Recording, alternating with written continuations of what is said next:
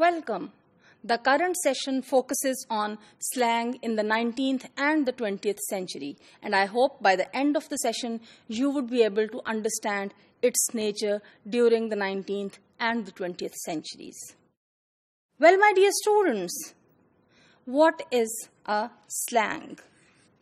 A slang, typically defined in the dictionaries, was called to be a peculiar kind of a vagabond language. A peculiar language always hanging on the outskirts of legitimate speech. What would not be accepted in the formal language, in the standardized language. It would just be at the outskirt of it, just trying to come into this, but not being very much approved or accepted.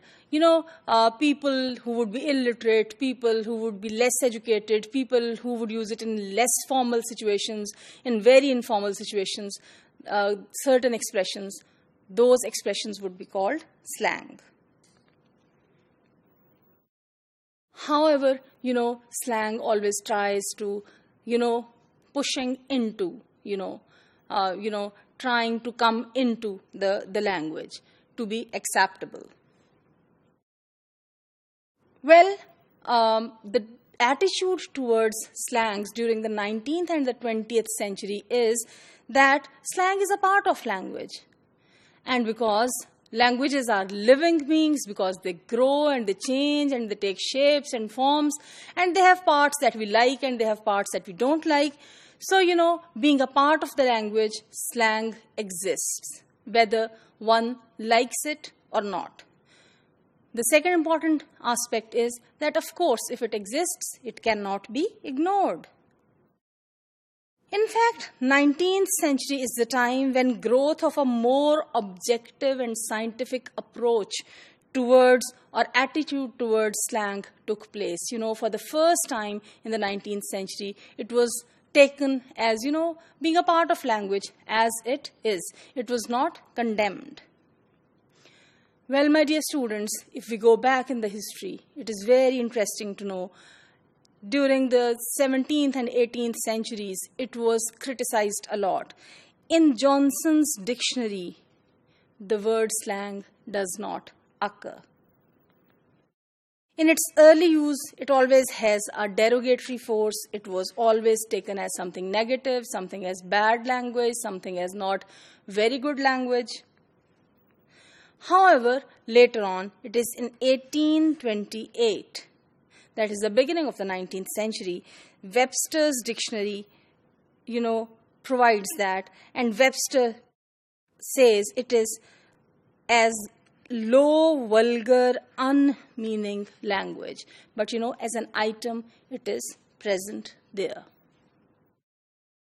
Later on in 1911, the Oxford Dictionary has also defined it, and the attempt that is made goes like this.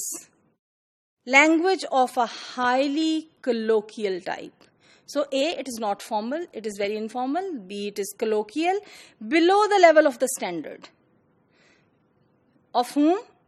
Of educated speech, of educated people, and consisting either of new words or of current words employed in some special sense.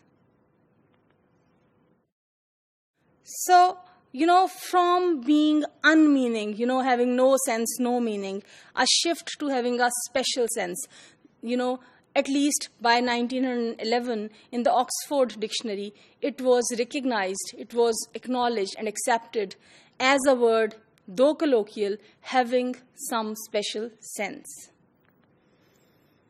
What is slang today may have been in good use yesterday and may be accepted, in the language, tomorrow. So, a word that is a slang would not always be slang. Probably in the past, it is a slang. In the present, it can become a part of the language, the standardized language.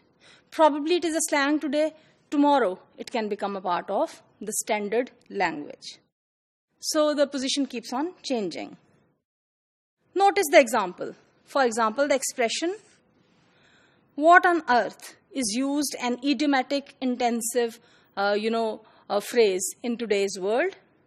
For example, we say, what on earth does that mean? However, De Quincey condemned the word, and when it was for the first time heard by him by a government official who used it, he really disliked it and he condemned it. Same is the example of the word raw, that means quarrel. In the sense of disturbance, it was a slang in the 18th century. However, it was only in 1818, Todd used it, described it as a very low expression. It was not, now we use it very comfortably and it is not considered to be as such a slang. It has become a part of the language. But at that time, it was considered to be, a low kind of expression, an expression that was very, that was beneath the level of the standard English. Same is the case with examples of boom, slump, crank, and fad. We very frequently use the word fad.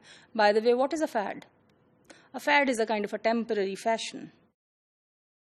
Well, slang results from an intense instinctive desire for freshness and novelty of expression. When you instinctively, in a situation or in a context where you genuinely instinctively feel the need that a new word is needed here.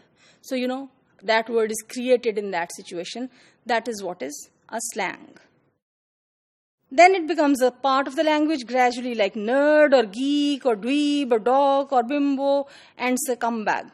Undoubtedly, they all owe, their popularity to some merit that no other words convey their meanings. The meaning that is conveyed through nerd cannot maybe conveyed with any word in English even today. It is sometimes difficult to define the precise quality that makes an expression a slang.